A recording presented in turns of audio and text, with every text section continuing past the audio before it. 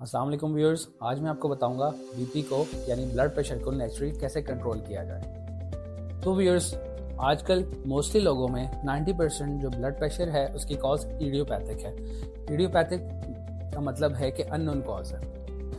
आजकल नौजवान असल में मतलब कि 19 से 25 साल के दरमियान के उम्र के जो अफराद हैं उनमें ब्लड प्रेशर बहुत कॉमन होता जा रहा है, हाई ब्लड प्रेशर। जिसकी मेन कॉज है उनका अनहेल्दी लाइफस्टाइल यानी कि लैक ऑफ एक्सरसाइज और जंक फूड खाना।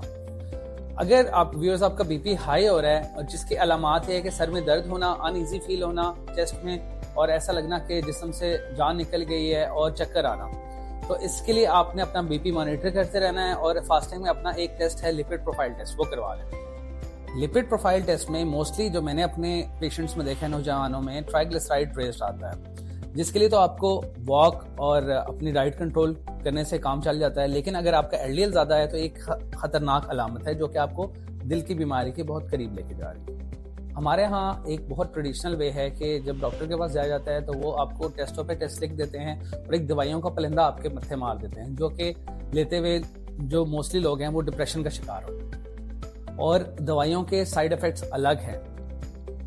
अब हाई ब्लड प्रेशर के रहते हुए उसका ज्यादा नुकसान है, मेडिकेशन के साइड इफेक्ट से नुकसान ज्यादा है उसका, जिसकी वजह से आपके किडनीज भी इफेक्ट होती हैं, आपकी आंखें भी इफेक्ट होती हैं और इसको साइलेंट किलर भी बोलते हैं। तो आज मैं आपको एक ऐसा फॉर्मूला बताऊंगा जो नेचुरल तरीके से आप अपने ब्लड प्रेशर को कैसे फौरन कंट्रोल कर सकते हैं। अब चूंकि ब्लड प्रेशर जो है ज्यादातर कोलेस्ट्रॉल के बढ़ने की वजह से और सोडियम के बढ़ने की वजह से ज्यादा होता है, तो अगर आप अपने सोडियम लेवल्स कंट्रोल कर लें और कोलेस्ट्रॉल कंट्रोल कर लें तो ब्लड प्रेशर खुद ही कंट्रोल हो जाएगा। अब सोडियम के मुताबिक क्या है, पोटेशियम है। अगर हम पोटेशियम इंटेक इंक्रीज कर दें तो हमारे सोडियम लेवल्स भी नॉर्मल हो। अब मैं आपको एक बहुत ही मुफीद और नेचुरल नुस्खा बता रहा हूँ कि आपने पोटेशियम हासिल कैसे करना है। आपने सब्जियां, हरी भरी सब्जियां जो है उनका इस्तेमाल ज्यादा से ज्यादा करना है, जिनमें नेचुरली पोटेशियम बहुत वाफर मकदार में पाया जाता है। और बाजार में एप्पल सिडार विनेगर जो है आराम से मिल जाता है और बहुत सस्ता मिल जाता है, उसका इस्तेमाल आप लोग रेगुलर करना शुरू करें। अब दूसरे नंबर पे हमारे पास आता है विटामिन डी। अब विटामिन डी की आपको अगर कमी है तो तभी आपका बीपी रेस करेगा। मेरे पास बहुत सारे ऐसे मरीज आते हैं ब्लड प्रेशर के जिनका जब विटामिन डी लेवल्स कराया जाए तो वो बहुत ही कम होते हैं, जिसकी वजह से एक बहुत मेजर रीजन है विटामिन डी की कमी, आपका ब्लड प्रेशर हाई होना।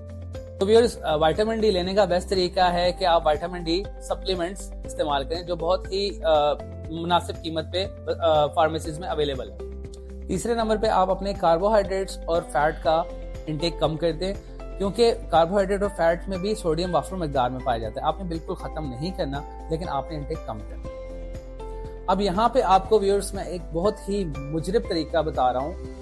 जो लोग एक्सरसाइज नहीं कर सकते और स्ट्रेस का शिकार भी रहते हैं, या आम लोग भी आप लोग कर सकते हैं, जिसको हम लोग पेस्ट ब्रीथिंग कहते हैं। अब व्यूअर्स, पेस्ट ब्रीथिंग क्या है कि आपने 1 मिनट में, नॉर्मल जो बंदा है वो 15 से 16 ब्रेथ्स लेता है, तो आपने अपने लिमिट करना है ब्रीथ्स को 6 ब्रेथ्स पर मिनट, मतलब 6 दफा आपने सांस अंदर बाहर करना है। किसी खुली फिजा में चले जाएं, रिलैक्स जगह पे, माहौल में, वहां पे आपने अपनी सांस लेना और निकालने को 6 दफा लिमिट करना है। ये एक बहुत ही मुजरिब तरीका है जिससे आपका ब्लड प्रेशर तो कंट्रोल होगा ही होगा, इससे आपकी नर्व्स कंट्रोल होगी, जिससे आप रिलैक्स रहेंगे, आप स्ट्रेस में नहीं जाएंगे। और व्यूअर्स, ये जो पेस्ट ब्रीथिंग है ये बहुत ही मुजरिब अमल है जो कि दिल की अमराज में जो लोग लाहक हैं या कार्डिक फेलियर की तरफ जो लोग जा रहे हैं उनके लिए बहुत ही मुजरिब है। ये बहुत ही अच्छा तरीका है। तो व्यूअर्स, आज मैंने आपको बताया कि ब्लड प्रेशर को नेचुरली कैसे कंट्रोल कर लें। अगर ये अमल आप अपना लें तो यकीन माने मैं आपको गारंटी देता हूँ आपका ब्लड प्रेशर नेचुरली कंट्रोल हो जाएगा, आपको कोई दवाई लेने की जरूरत नहीं है। इसके साथ ही मिलते हैं अगली वीडियो में और इन्फॉर्मेटिव टॉपिक के साथ। तब तक के लिए मुझे इजाजत दीजिए और मुझे सपोर्ट कर दीजिए। अल्लाह हाफिज।